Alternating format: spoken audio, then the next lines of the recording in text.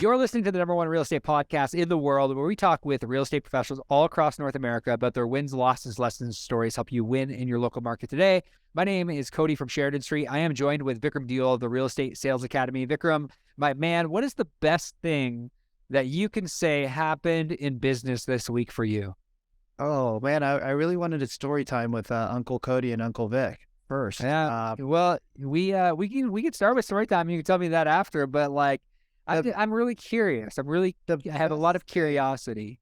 Yeah. So we're building the Real Estate Sales Academy, and we have our online class that's completed. It's something like 27 to 34 hours. I'm not sure what the final cuts are. Something like 27 to 34 hours of just really great educational content on how to connect with prospects, how to actually build trust, influence, and rapport with your prospects instead of the know, like, and trust and using Ford questions. So I'm really excited about launching that. It's been a multi-year project coming, and that will be ready, hopefully, fingers crossed, at the end of the week. And so I'm really excited to share that with the world. What about you, Mr. May? What's exciting in your world other than that sexy new shirt of yours? Yeah, so thank you. I appreciate that. Thank you for noticing. I really do appreciate it. Honey, Me, man, like, eyes. yeah. Oh, thank you. I appreciate that. For me, it's, I would say over the last week, it's just been, we did a bunch of sales training on live transfer calls with some of our top teams that we advise around how to effectively take live transfers, how to book in-person meetings. And you and I did a webinar this week, 7-figure leads and conversion training that was Monday, right? We did a training on Monday with a bunch of realtors. This week flew by. Yeah. Was it Wednesday? Who knows? We did it. What day is it today? It's Friday. It's Friday. It's the weekend. And we have, well, I know. Before we get started, I think our listeners have been reaching out saying, we really want to know more about Cody. So wow. I know that's what the people want to know about you, Cody.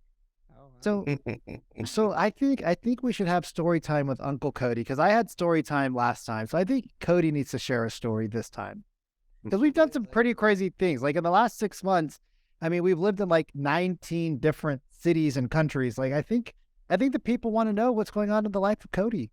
Who are you dating? Who are you not dating? Like come on, Cody. Well, even George is like, hey, I want to know.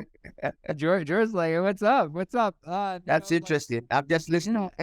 Yeah, we're gonna intro you in here in a second, but yeah, like, no, life is good, man. Out here in Colombia, like I said, we've traveled all across Latin America, experiencing the culture, which has been absolutely amazing. It's been nothing short of inspiring, seeing different cultures, meeting different people.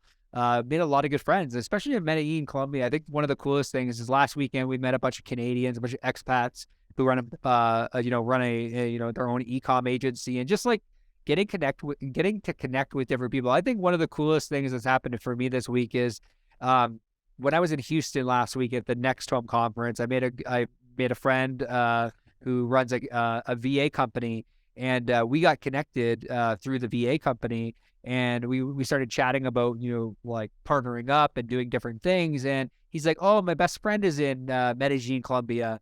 And I was like, oh, that's cool. And I actually know his best friend who's in Medellin, Colombia, who I met 4 years ago at a Brendan Burchard conference.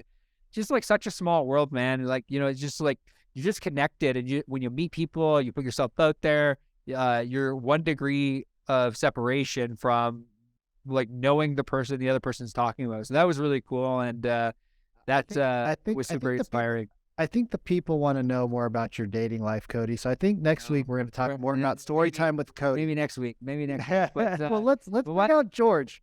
Let's bring on George. George, man, like really excited to chat today. Was going through your form and kind of like what you're up to in the investment space and the cash flow. For those that don't know who George is, why don't you give us a high-level overview on how you got into the real estate space, what you're doing, where you're at in the world? Can you give us like kind of a SparkNotes version on who George is? All right. Thank you very much, Cody and Vikram, for getting me on your podcast. Very, very excited. Very, very excited to know you guys. As you can say from my accent, I'm originally from Ghana in West Africa. That's where I'm originally from. I have been in this country for a very long time, 20, 30 years. But the interesting thing is that in the 1980s, there was a very popular topic that a lot of people were talking about. It's called buying properties with no money down. It was a very, very topic at the time. So I heard it on the news, was very, very excited. So I decided to take that course. No money down. Yeah, I didn't know too much about real estate investment or anything like that. But that course alone just changed the course of my life. And ever since, I've been an advocate of taking short courses and stuff like that. So that no money down course really, really transformed my life in terms of learning about real estate investment. After that, back in New York, I was able to buy a property in Brooklyn, New York. I sold the property, and then I moved to New Jersey. I bought a couple of properties there.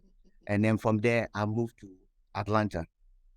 When I came here, because I've always been very, very entrepreneurial, right? So I bought a couple of businesses, I sold them, and then I bought more properties, I sold them, and then I started teaching real estate courses at area colleges over here, because then I've been very, very experienced in real estate investment. So I started teaching, and after a while, I decided to get my license so that at least I can, know the brokerage side, because then I was always doing the investment side. So I was able to learn the brokerage side. And so currently, what I'm doing is I help investors. I work with investors, looking for properties for them, and I also buy properties for my own portfolio. So in general, that's what I do. Super cool, George. Well, first off, I'm excited to learn a little bit about you, a little bit more about you, and see kind of, where what Bedros Keuilian, one of my mentors, talks about, kind of the immigrant mindset, right? Where that plays a part, and then how are we, looking forward into the future into investing. So I guess you came to this country, you said 40-ish years ago, give or take. Yes. And I assume when you came to this country, you were just beyond loaded. You had tons of money, richer than rich. What? I came as an exchange student, to tell the truth, as an exchange student, Wait, you weren't rich? You didn't have bags and bags full of dollars to go buy property with? George, you're ruining my story here, dang it. Nobody wants to hear that they have to work hard. No. In fact, let me backtrack. Okay. Yeah. I came as an exchange student. Whilst I was going to school, for example, I was driving a cab. You're a taxi driver. I was a taxi driver in New York City. Jeez. All right. So that's where I started. Then when I was going to college, I went to Peru College, City University of New York in New York, right? That's where I went. So I was driving a cab going to school. And it's around the time that then it was very, very popular. People would come on the radio and say, hey, you can buy property, no money down. So I was just curious. So then that's how I attended. And I met my mentor, Tyler Hicks, who really trained me and let me know. So I didn't come with a bunch of money and all kinds of stuff. Yeah, most immigrants don't come from a bunch of money, but they seem to do pretty well in life. I know before we get into kind of the tactical part of it, I would like to know what driving a taxi and coming to America with nothing really in your pocket. I want to know how that mindset, if any, and I could be wrong, but I would assume that mindset, that work ethic, I want to know a little bit about how the immigrant mindset has helped you. And then I know Cody's going to jump into more of the tactical things, because we were just talking about buying properties with owner financing or things like that. But I'd love to hear about like how the immigrant mindset has helped you. And maybe if you could elaborate on how it could help people in this world that we live in right now, where things are tough. Okay. Let me look at it two ways, right? For example, there is what I call limiting mindset, LIMITIG mindset, and empowering mindset. I look at myself as whatever the mind of man can conceive and believe they can achieve. I believe that. We become what we think about. I believe that. So mindset to me is very, very important, because everything happens in the mind before it manifests.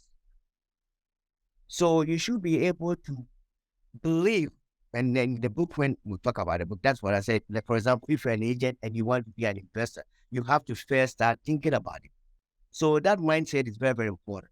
Whether as an immigrant mindset or as a mindset that whatever you want to do, it's very, very important. So I believe that we can become what we think about. And it encourages me and encourages whoever is listening, because somebody coming from outside of the US and coming to the East, and there have been a lot of stories about immigrants coming and doing very, very so. There's no A from B.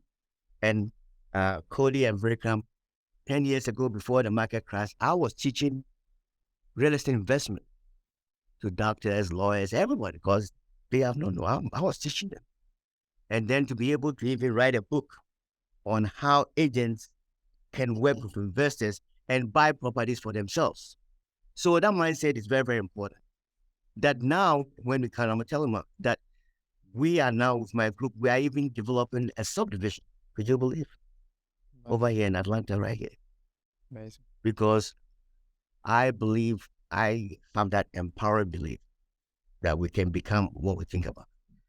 So I'm very, very excited. You guys, give me a platform to at least talk about what I can bring to the table, so to speak. Well, we're good mentor. We're excited. Yeah. He always says, yeah, he always says that, one of the things that he hated with real estate agents and working with so many real estate agents that made so much money was that they never had a legacy to leave behind. They made hundreds and thousands and millions, sometimes tens of millions of dollars, but they didn't know how to invest it themselves, and they helped other people make millions of dollars, which is, I think, one of the reasons why he ended up at Real Brokers, because of that legacy piece, which sounds like that's something that you're passionate about too. Yes, so, I am.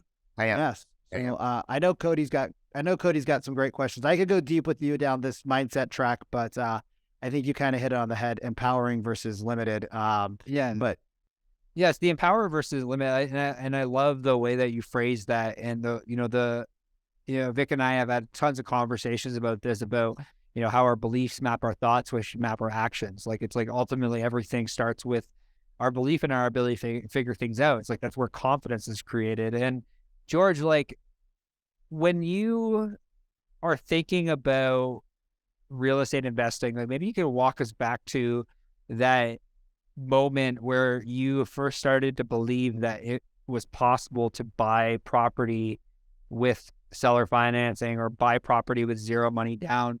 Obviously, like, that initial understanding and information was key, but there, in a world now where there's so much information, where does one start right now in order to, like, get the confidence to buy their first property without the worry of what if this happens, or what if that happens? What if I have to, kick a tenant out, or what if I have to replace like the thousands of leaky toilet things that leaky toilet, like, it's like not wanting to be a landlord. It's like we know that wealth is often built through real estate.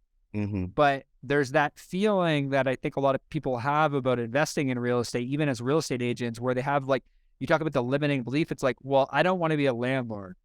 Okay. How do you get over that? Okay. Yeah. How do you get over that? I'll step back and, okay, there is something called niche, NICH, right? Niche. Okay. There's so many branches in terms of investment. All right.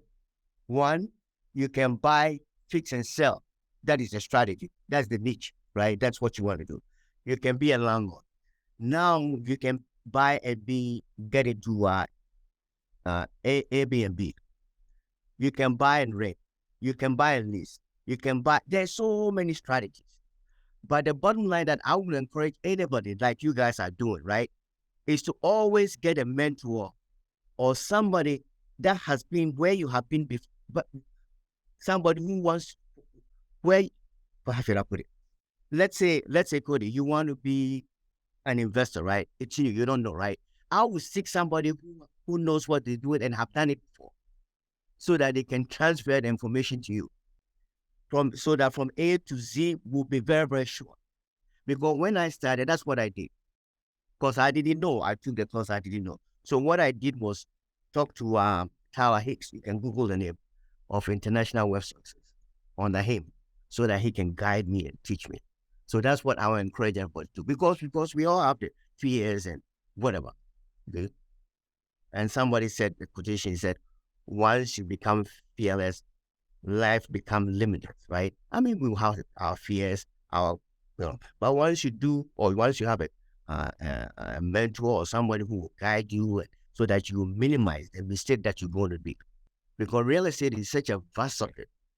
And I don't care who you are bound to make mistakes.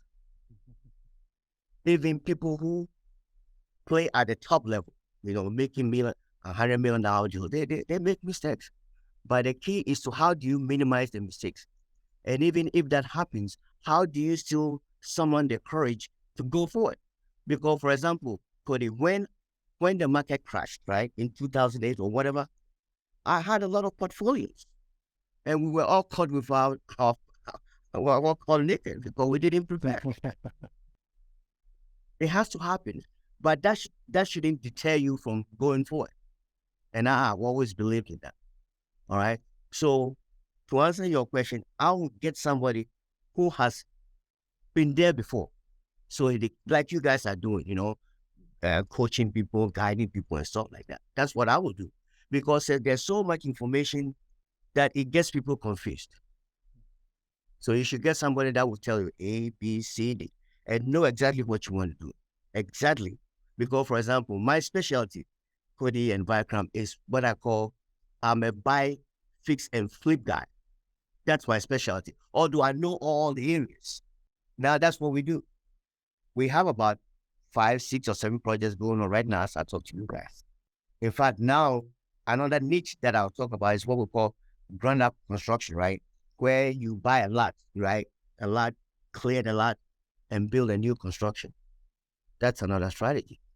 Buy a fix, that's another strategy. So it depends on what you want to do. There's so many. You'll be able to know. But at this stage in my life, I like to buy,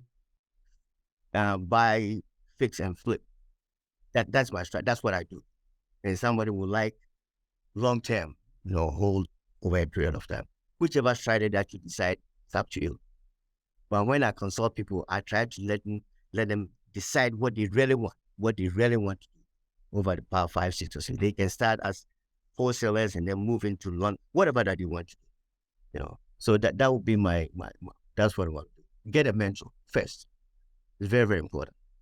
Somebody to guide you, hold your hand, and lead you. Totally.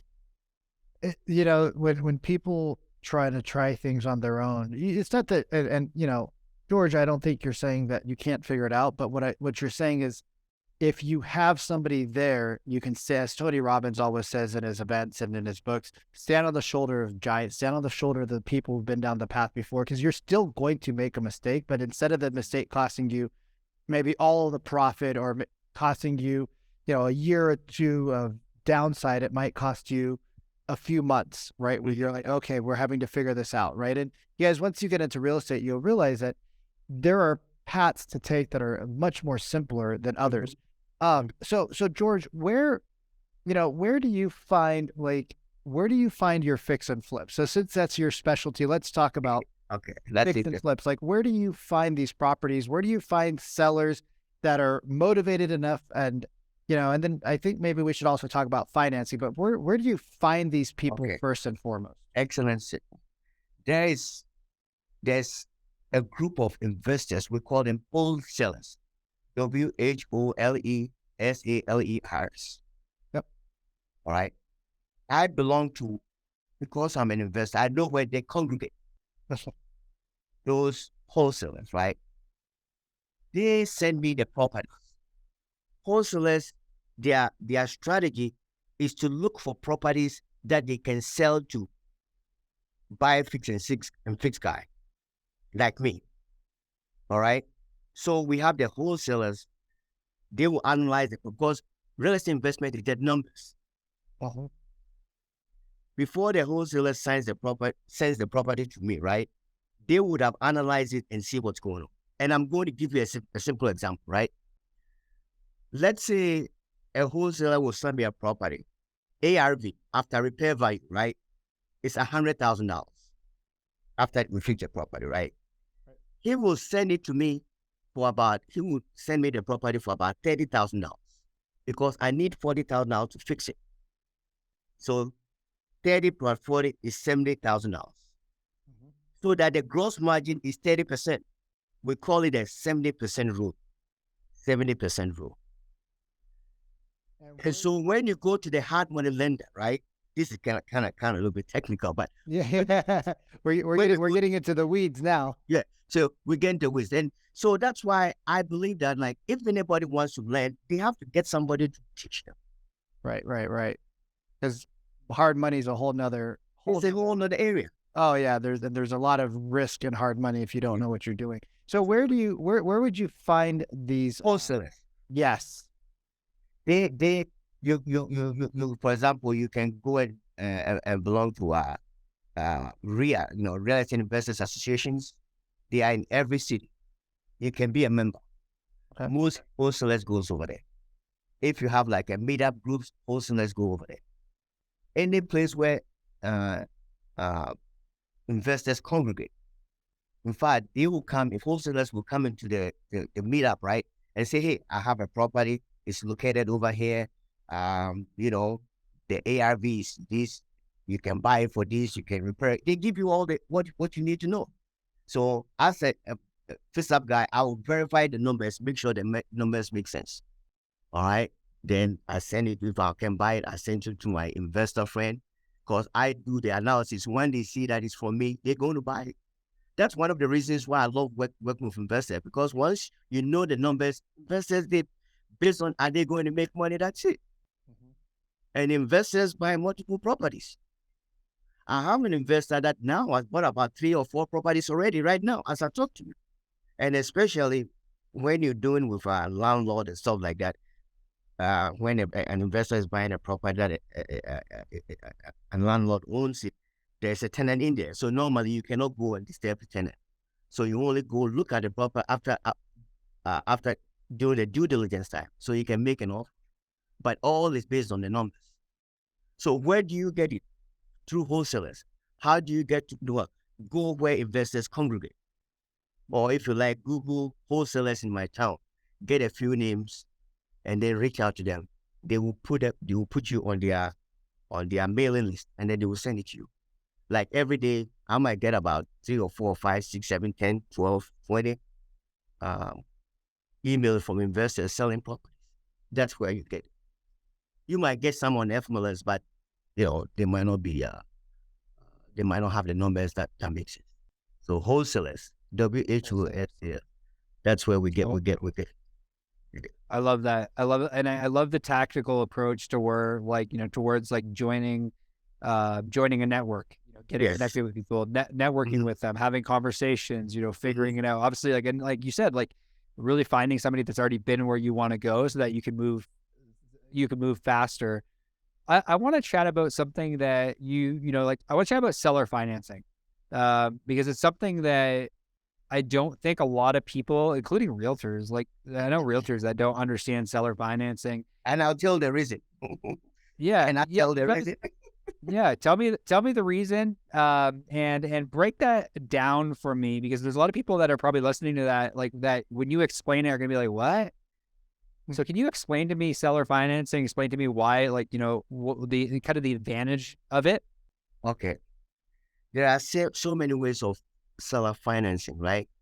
1, owner carryback. That's one of them, right? Owner carryback, right? 2, subject to. 3, wraparound mortgages. All right. Like when I was talking to Rick and Michelle, we're going to go into the weeds, right? But basically, speaking, seller financing is using untraditional methods to finance a deal. If you look at it, there are 2 ways, right? You go to institutional lenders, right, to borrow money. Seller financing is have the property, I own it free and clear, right? So I can be the bank, and the attorney will prepare everything, and I would just finance the property for you instead of you going to the bank. All right. But there are so many levels of it. Like I said, there's wraparound mortgages, there's subject to contract. There's so many that I don't want to get into details, and it confuses a lot of people, But owner financing is just me being the bank and letting you borrow the money from me, and my property becomes the security for the deal. And why, to follow up, but why is this not common information? Okay. Okay. Why do people not know Okay. about this? Okay. The reason is because 90% of agents, we do deals, we go to the closing table, we want to get paid. All right. Traditional financing. If I'm doing owner financing or something like that, right? There might not be enough money on the table, for example, for us to pay the agent and stuff like that. So we're not going to advocate that as agents. That's the reason. And it's not even just think about it, Cody, just think about it, right? Why is it that most brokerage companies, right, don't teach agents about the investment side? Why? Just think about it. Because they want to make the sale. You know? They want to get paid the commission. They want to. Yeah, we don't care about the investment side. But the investment side very, very lucrative. And that's why I wrote a book, The Cash Flow Real Estate Agent, to help agents understand the other side. I was just thinking about it the other way, right? We are swimming in the same river, right? Investors, agents, right? Why don't we learn more about what they're doing? I always say that real estate investment is like an underground economy. There's so much going on. But until you go into their world, you wouldn't know. There's so much. Buying properties, and they're taking over. These wholesalers, just Google, they're taking over everything. Because they know how to contact sellers that are desperate, that want to sell for cheap. Like a company called We Buy Ugly Properties. You've heard their name before, right?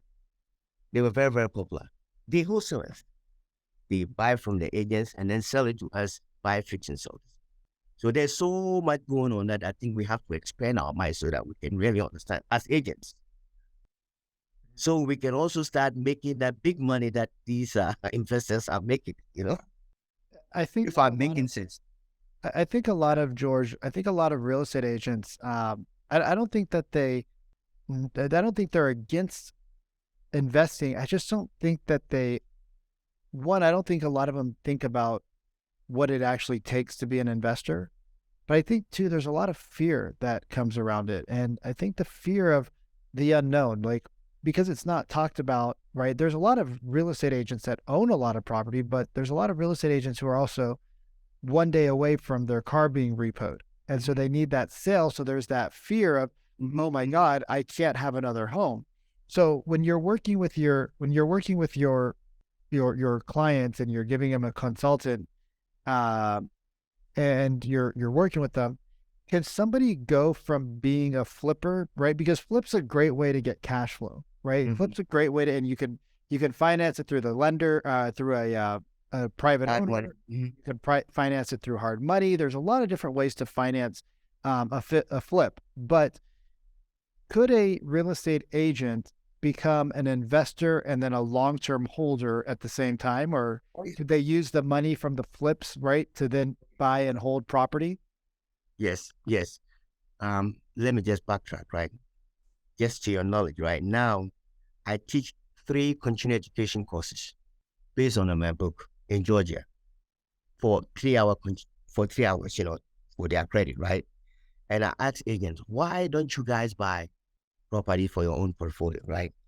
And 2 of the reasons that they gave me, and you mentioned one is fear. The second one is compliance issues.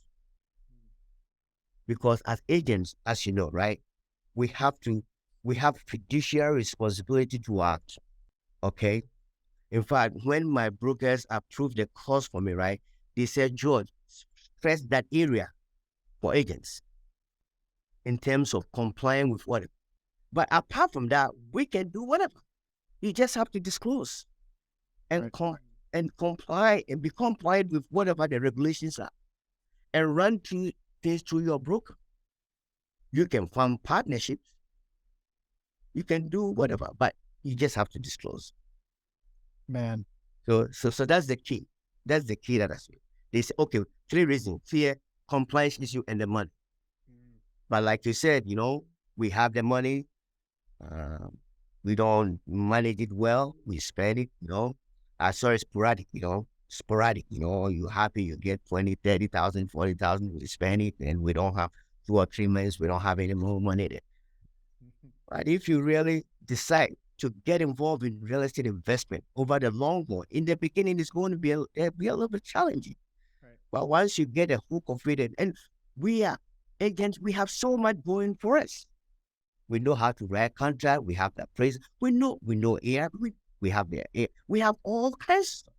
The only thing is just shift our mindset, right, to thinking about the investment side. That's all we have to do, because we have 80% going for us, 80% or more, I believe. So, in short, to answer your question, one of the reasons is because of compliance issues. Big one. Yeah. That throws a lot of agent from knowledge to that area, because there's so much. So now I'm teaching agents 3 courses: how to work with investors, the second one for agent as an investor, and the third one is advanced, where I teach about setting corporate entities and all kinds of advanced stuff, people can do, as of this time. So they can go out and make money, because they come across all kinds of stuff all the time. Maybe we can do the second one, then we'll talk more about the nitty-gritty if you want, teach you, maybe organize something, I'll come and teach your people too. That'd be awesome. But there's so much. Well, I can tell, George, you are a wealth of knowledge. Yeah. And if somebody want to reach out to you, or somebody wanted to find you, where would be the best place for somebody to go so that they can learn about all the stuff you're teaching? Okay, my website, right? We just redesigned it. www.thecashflowrealestateagent. The Cashflow Real Estate Agent. And then Google my name, everything will come up. But www.thecashflowrealestateagent. I don't know if you can see that book. I'll mail you a copy of my book. I don't know why you guys didn't ask for it. Well, we're kind of in a different country right now. Okay. So, But digital copy. 100%. Okay, but I want you to send you a copy, 100%. Hey, we appreciate that. www.thecashflowrealestateagent. Also, you said, I'm willing to give, maybe you have 1 or 2 clients that maybe you want to reward them or something. Like I told you, I'm willing to give 3 copies free. Let me know where to mail it to, and I'll be more than happy to do it. And awesome. Also, when they come to with my wife, they want consultation, is there, they can just reach out to me.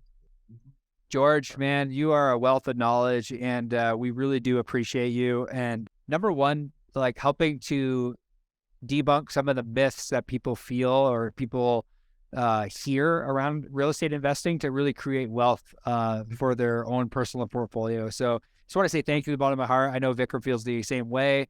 And I want to say thank you for tuning into another episode of the RE Agent Podcast. We'll see you soon.